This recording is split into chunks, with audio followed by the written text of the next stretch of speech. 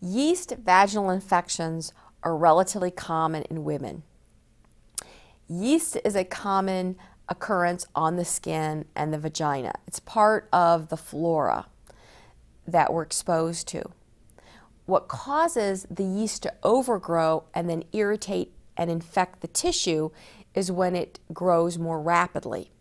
And this is common in states of high sugar. So for instance, women with diabetes are more predisposed to yeast infections. It's also more common in people that have their immune systems compromised by other diseases or infections such as HIV. And it's also more common in very high estrogen states, such as pregnancy, because estrogen helps to increase the thickness and the health of the vagina and the glycogen sugar stores in the vagina, which the yeast feed off of.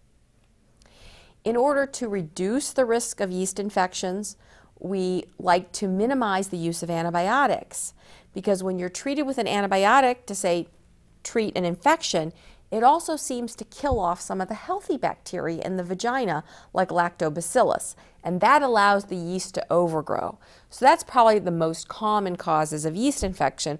A woman's maybe treated for bronchitis or has an infection, is given an antibiotic, she gets over her infection, but then she gets a vaginal yeast infection. If a woman has recurrent yeast infections, she should be checked for diabetes, and I would recommend a 2-hour glucose tolerance test, even if the fasting blood sugar is normal, because 20% of people with diabetes have normal fasting blood sugars.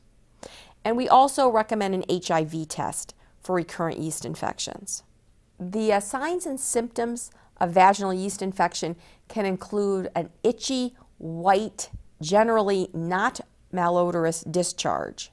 It's a curd white discharge. In extreme cases, the genitalia can become red and swollen, and the woman can be very uncomfortable, primarily based on the itching. Now, certain strains of yeast, such as glabrata, can cause more of a burning symptom. But most yeast infections are caused by Candida albicans, and there are several treatments, both vaginal as well as oral, that can treat the yeast infection.